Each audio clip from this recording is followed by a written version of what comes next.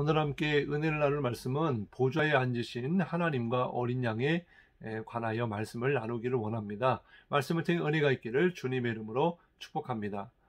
본문 1절에 보면 내가 봄에 보좌에 앉으신 이의 오른손에 두루마리가 있으니 안팎으로 섰고 7인으로 봉하였더라 이렇게 말씀해주고 있어요.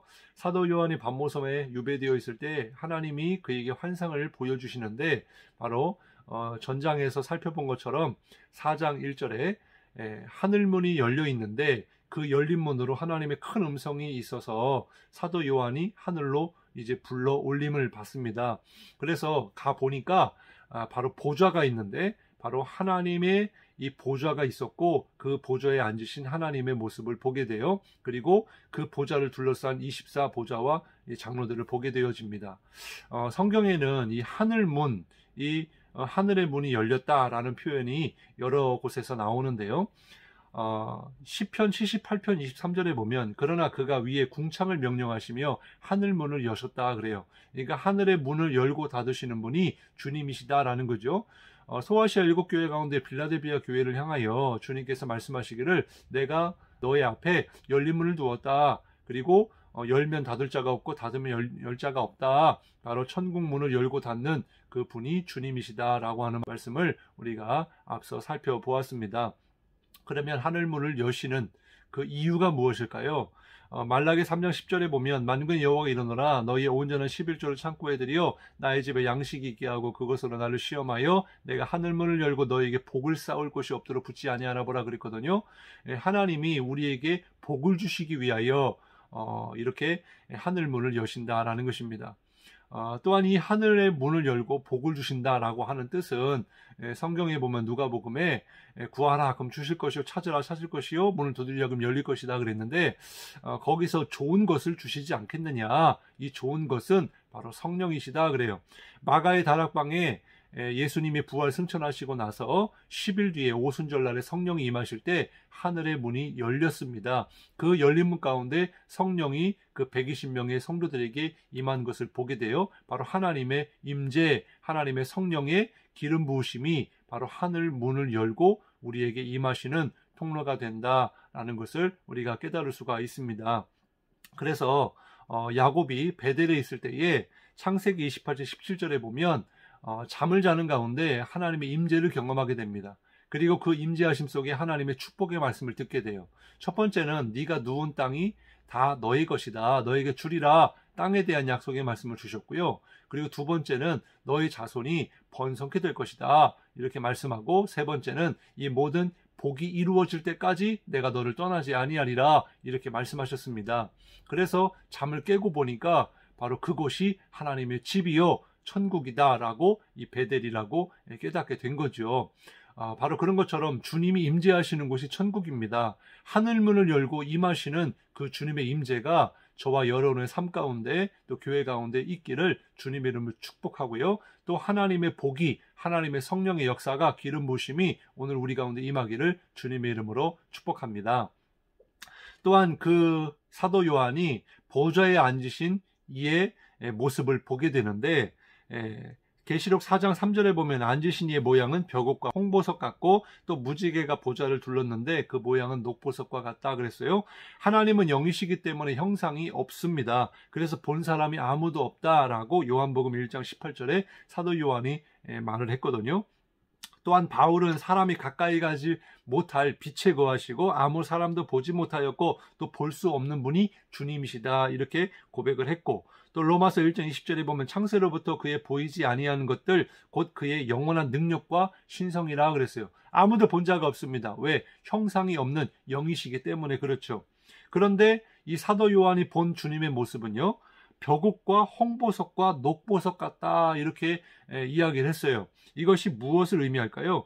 벽옥은 푸른색을 띤 하늘 색깔의 투명한 보석이라고 이야기하는데 위엄과 거룩과 순교를 이야기하고 찬란한 하늘의 영광의 빛을 상징한다고 합니다. 그리고 홍보석은 붉은 색계통의 보석들을 총칭하는 그런 아름다움을 상징한다고 해요. 한마디로 주님의 모습이 형상이나 형체는 없지만 그만큼 아름다우시다. 형용할 수 없을 만큼 엄청난 영광의 광채가 있으시다. 바로 그것을 말씀해주고 있는 것입니다. 그리고 하나님이 앉아 계신 보좌를 두르고 있는 이 무지개가 있거든요. 그 무지개 또한 녹보석과 같다고 말씀하고 있는데, 이 보석들이 성경에 보면 대제사장이 가슴에 매는 판결 흉패의 12보석에도 사용이 된 것을 볼 수가 있고, 요한계시록 21장 19절에 보면 장차 임하게 될 새 예루살렘의 성곽의 12기초석을 보면은 바로 이러한 보석들이 사용된 것을 보게 됩니다. 무슨 말씀이냐면, 그 하나님의 영광의 광채가 바로 주님의 나라 가운데, 주님의 예루살렘의 성곽 가운데, 또 당신의 백성들 가운데 이렇게 비추어져서 모든 것이 하나님의 영광의 광채로 가득하게 되어진다라는 것을 말씀해주고 있는 것입니다. 중요한 것은 바로 그러한 주님의 임재가 우리 가운데 있어야 한다는 것이고, 그렇게 되리라 라고 말씀하고 있는 거예요. 1절에 말씀해 보니까 또한 그 영화로우신 아름다우신 그 주님이 바로 오른손에 보니까 두루마리가 있다라고 말씀하고 있어요. 이 오른손에 두루마리를 가지고 있다. 이것은 바로 강력한 권세와 힘을 이야기하고 있는데, 한마디로 하나님의 절대 주권을 이야기하고 있거든요. 그런데 이 두루마리가 무엇이고, 그 두루마리 안에 또 안카밖에 무슨 글씨가 써 있을까요? 에스겔 2장 9절부터 10절에 보면 이렇게 말씀해요. 내가 보니 보라, 한 손이 나를 향하여 펴지고, 보라, 그 안에 두루마리 책이 있더라. 그가 그것을 내 앞에 펴시니 그 안팎에 글이 있는데 그 위에 애가와 애곡과 재앙의 말이 기록되었더라. 이렇게 말씀해주고 있습니다. 그 책에는 세상을 구원하고자 하시는 바로 하나님의 모든 계획이 기록되어 있고요. 또한 하나님을 대항하는 그런 어두운 권세, 심지어 죽음과 사탄과 모든 마귀와 그를 추종하는 자들을 심판하시는 모든 권세, 바로 그러한 모든 계획과 스케줄이 다 기록되어 있다. 구원과 심판에 대한 구원의 계획, 심판의 계획이 기록되어 있다라고 말씀해주고 있는 것이죠. 또한 요한계시록 6장 이하에 전개되는 모든 내용이 바로 그 두루마리에 기록되어 있다라고 보여집니다. 그리고 그 책을 이제 7인으로 임봉했다고 말씀하고 있거든요. 이것은 아무도 볼 자가 없다라는 거죠. 그런데 그 책을 쥐고 계신 하나님께서 거기에 기록된 대로 세상을 심판하시고 구원하시겠다라는 거예요. 그런데 이 사도 요한은요, 그 자리에서 대성통곡을 합니다. 그때에 하나님께서 그 두루마리를 어린 양 예수님께 건네주십니다. 그 두루마리를 받으신 예수님이 임봉을 떼십니다.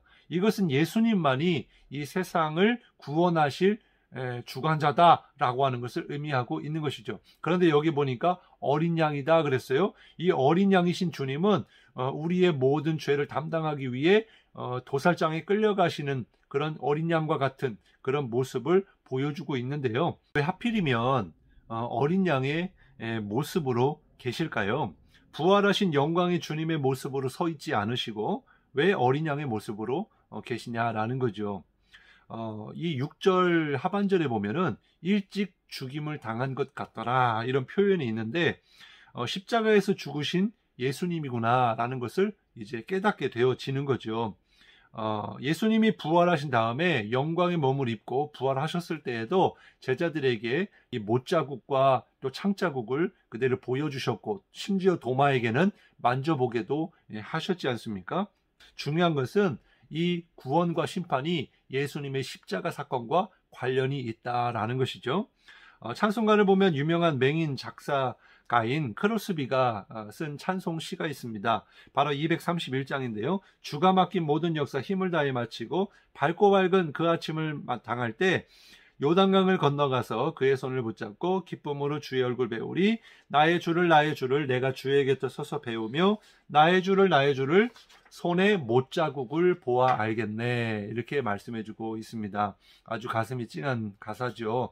그러므로 우리는요, 하나님의 보좌에 계신 그 어린 양이신 주님, 우리를 위하여 십자가에 못 박혀 돌아가신 그 주님의 모습을 우리가 생각하면서 정말 그 주님을 통하여 내가 구원받았구나, 그리고 구원받고 하나님의 나라에 임하였을 때에도 바로 그러한 주님을 만나는 그런 영광스러운 반가운 만남이 있을 줄로 믿습니다.